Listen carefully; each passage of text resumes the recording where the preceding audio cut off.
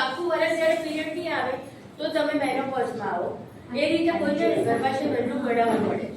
એટલે 35, 40 વર્ષે તમારું યુટ્રસમાં ગાંઠ છે કે કોઈ રીઝન છે તો તમારે ગર્ભાશય કઢાઈ નાખો એટલે તમારો પીરિયડ બંધ થયો તો એને પ્રી મેચ્યોર મેનોપોઝ કહેવાય.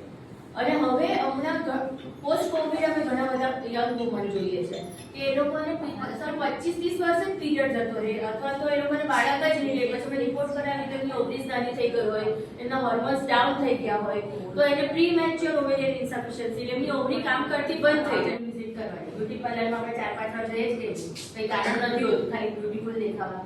તો હેલ્ધી રહેવા માટે એક વખત તો ડોક્ટર પાસે જઈ શકાય, કંઈ બી તકલીફ નહીં હોય તો બી જઈને બધા ચેકઅપ કરાવી આવવાના. જનરલ હેલ્થ ચેકઅપ કરાવવાનું એટલે એમાં કાર્ડિયોગ્રામ બી આવે, તમારા બ્લડ ટેસ્ટ ને બધું બી આવે, ગાયનેક ચેકઅપ કરાવવું જોઈએ. તમારું બ્રેસ્ટ ચેકઅપ તો તમારે દર મહિને તમારે જાતે બી તમે કરી શકો, કેવી રીતે કરી શકો હું સમજાવું છું. પેપ સ્મીયર ટેસ્ટ તમારે દર 3 વર્ષે કરાવવાનો, ગર્ભાશયના મુખના કેન્સર હોય તો દર 3 વર્ષે જ કરાવવાનું થાય. અને મેમોગ્રાફી 40 યર્સ પછી દર વર્ષે એકવાર મેમોગ્રાફી કરાવવાની. ભલે તમને કોઈ ગાંઠ નથી બ્રેસ્ટમાં કે બીજી કોઈ હિસ્ટ્રી નથી. એનો સવાલ એમ છે કે પીરિયડ થોડી નુકસાનકારક છે, કઈ બી વસ્તુનું અતિરેક નુકસાનકારક કરે છે. બરાબર, તમે ઓછો ટાઈમ માટે કોઈ જેન્યુઇન પ્રોબ્લેમ હોય લીધી હોય તો બરાબર, પણ તમે દર વખતે મારે પાલિતાણા જવાનું જ, મારું આ દેરાસર જવાનું છે, આજ દર મહિને તમે મંતર મારો, વર્ષમાં એકાદ વાર કરો તો કોઈ નુકસાન નહીં થાય. એવી હોર્મોન્સ આવે પણ એ નુકસાન નથી. ના, ઓન ધ કોન્ટ્રારી મેન્સ્ટ્રુઅલ કપ બહુ સારી વસ્તુ છે. એટલે યંગસ્ટર્સ જે હોય ને એને તો તમને નાની દીકરી હોય જેને પીરિયડ ચાલુ થવાનો છે એ લોકો બી યુઝ કરી શકે. એવું નથી કે એનાથી હાઇમન ફાટી જાય કે એના લીધે નુકસાન થાય. એ સેફ વસ્તુ બી છે, હાઇજેનિક વસ્તુ બી છે અને ઇકોનોમિક વસ્તુ બી છે અને એન્વાયરમેન્ટ માટે બી હેલ્પફુલ છે. જે વાપરી શકતા હોય તેના માટે વધારે સારું છે. બીજું કંઈ? બસ ડન. Thank you. તમે દરેક વસ્તુ મજા માટે જો એક વસ્તુ આપણે okay, thank you.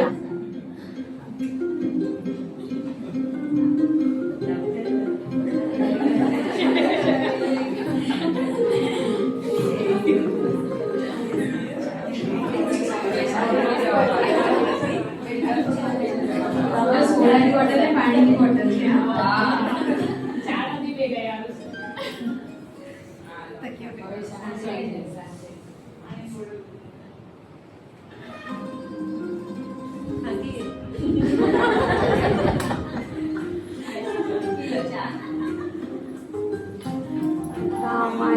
Overcome even a strong. Yes.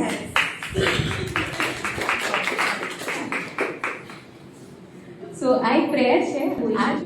ઘણીવાર જ્યારે આપણે આપણા સંબંધોમાં વાતચીતો થાય કે કમ્યુનિકેશન થાય ત્યારે આર્ગ્યુમેન્ટ શું કામ થઈ જાય? કેમ કે આપણે ના ડિસ્કશન નથી કરી રહ્યા, આપણે ડિબેટ કરી રહ્યા છીએ. ઓકે, અને डिबेट का नतीजा क्या होता है? डिबेट का नतीजा ये होता है कि कौन सही है और कौन गलत है. ठीक है, ओके.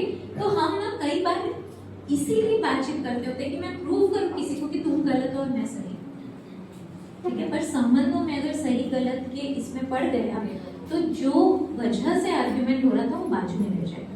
तो मैं बोलती हूँ ऑलवेज वो यू वर्सेस आई के बजाय, एक दूसरे के साम सामे होने के बजाय यू प्लस आई वर्सेस. મારા બેનપણી બધાને બોલાવ્યું, મને નહીં બોલાવ્યું. તૃપ્તિબેને બધાને ફોન કર્યો, મને નહીં કર્યો.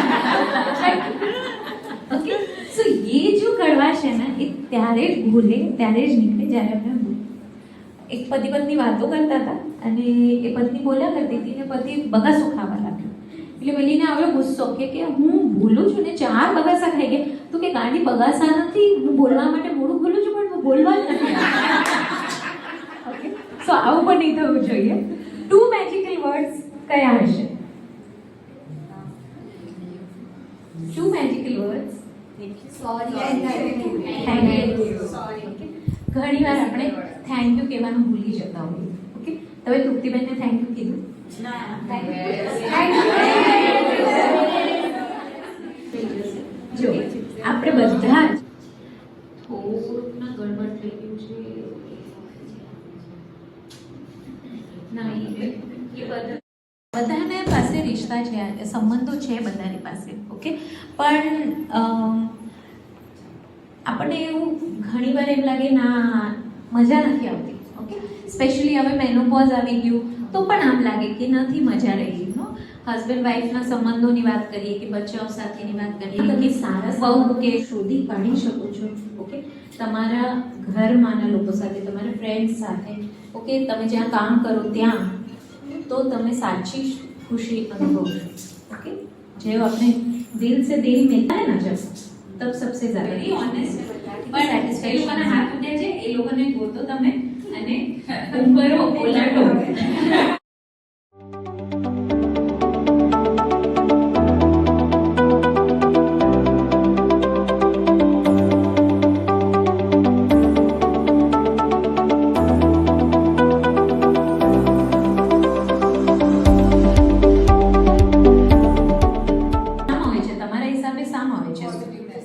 પોઝિટિવનેસ. હજુ ચાલો વાતચીત કરવાની છે. હા, મજાવાળું લેક્ચર છે.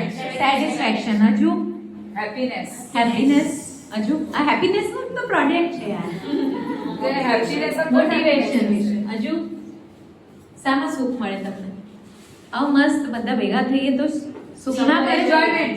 એન્જોયમેન્ટ. હજુ આ બધી 3 વર્ડ્સ ફટાફટ જોરથી બોલી કાઢો.